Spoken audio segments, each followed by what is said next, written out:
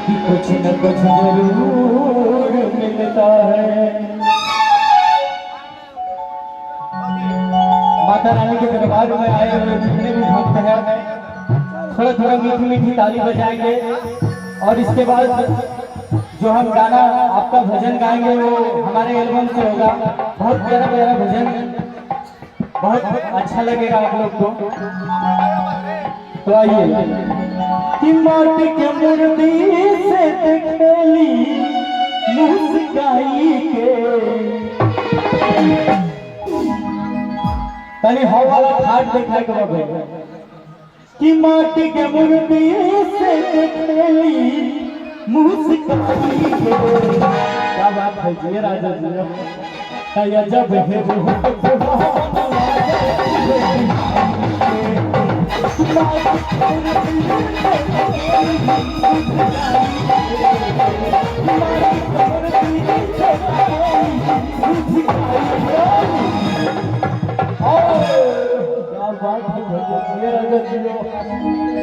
एकदम गाड़ी वाला 20 ब्रेक मारे हमारे लाल वाला और कहे के बाद तया जब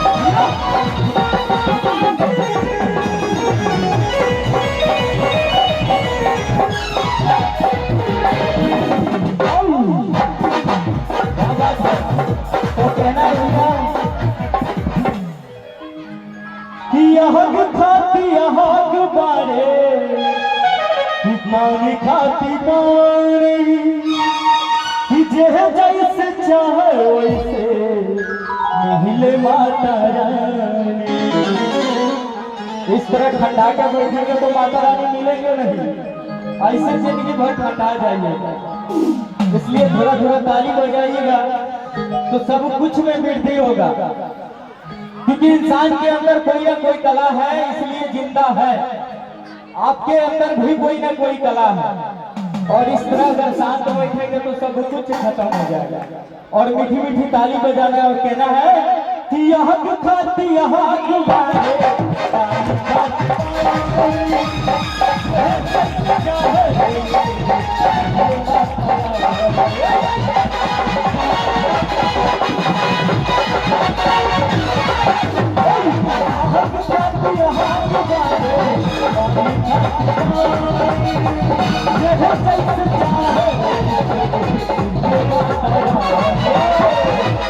और कहना है कि सब कुछ पहले है सोनू देवी भजनिया गाई के। तो सब कुछ पहले है सोनू देवी भजनिया गाई के। जब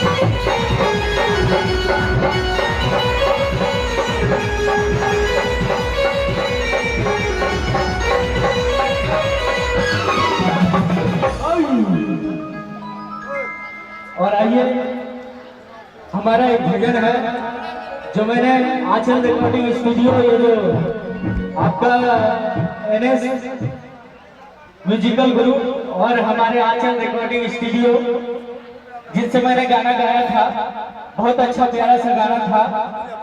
और हमारे यही म्यूजिक डायरेक्टर हैं प्रेम जी, जिन्होंने हमारे लिए बहुत कुछ किए हैं और बहुत अच्छा अच्छा गाना हमारा रिकॉर्डिंग किया है। आइए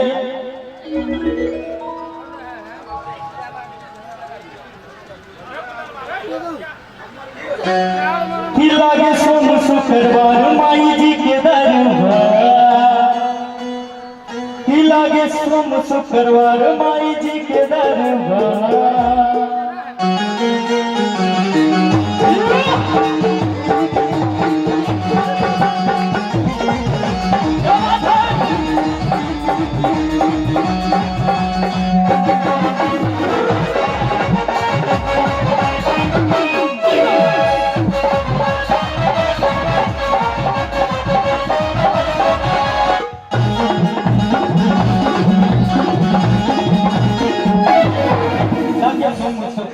माई जी के दरबार,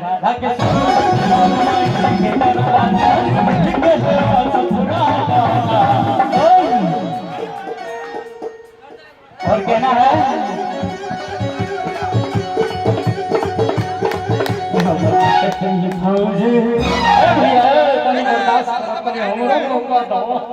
तुझे लगा रहे तो हम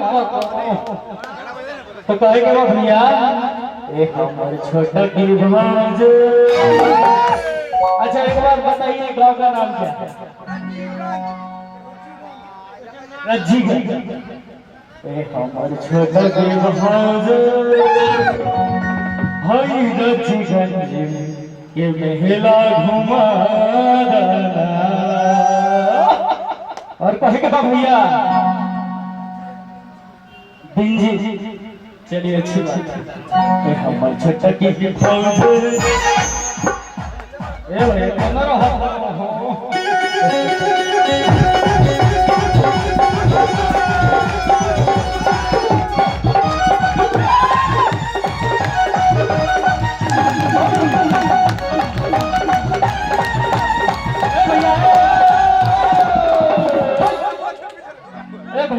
आज जागरण है, आज जाग रहे हैं। किस लिए जग रहे हैं?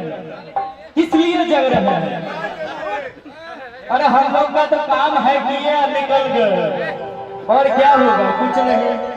आपने चंदा काटा, आपने चंदा दिया और उसी से हमारा रोजी रोटी चलता है।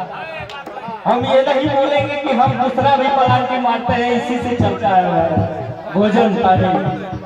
और आज आए हैं तो इसलिए थोड़ा बड़ा मस्ती तो करेंगे। तो उठा ना भैया, ऐसे कहे सुतिया तो कहेगा भैया छोटा की भैया हेलो कहीं बढ़िया से वीडियो बने के चाहिए भैया लोग के। बजरंग लाल के भैया वाले जा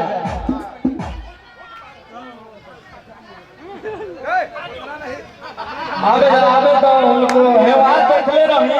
बड़ा बेचारा डांस करत रहे, एकदम सलमान खान के तरह, सनी देओल के तरह तो हारत रहे वैसे से। और कहेगा भैया एकदम डांस करना, खुल के करना, एक पे एक भजन गाएगा डांस वाला, ठीक ना? और कहना है हमारे छोटे की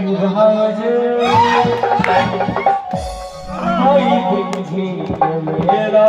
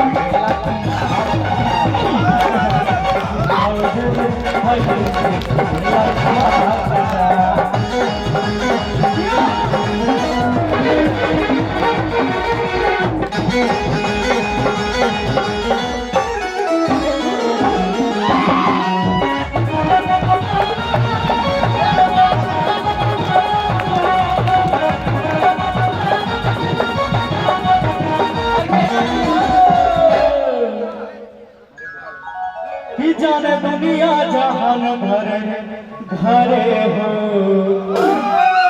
कि माई बहसल बिया बिंजी मंदिर हो आज कहो भैया कि जाने दुनिया जहान घरे घरे माई बहसल बिया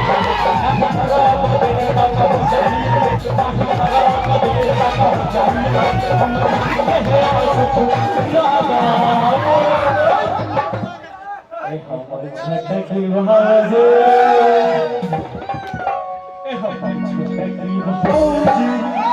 कटे बाजे ये महिला घुमा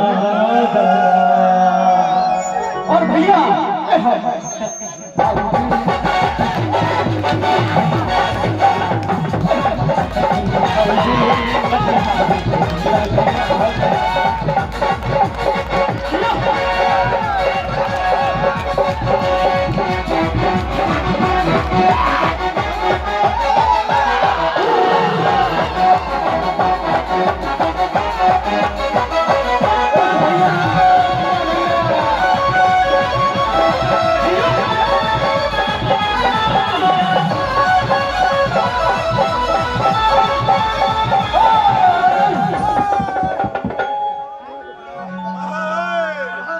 जब कंवरिया कंवर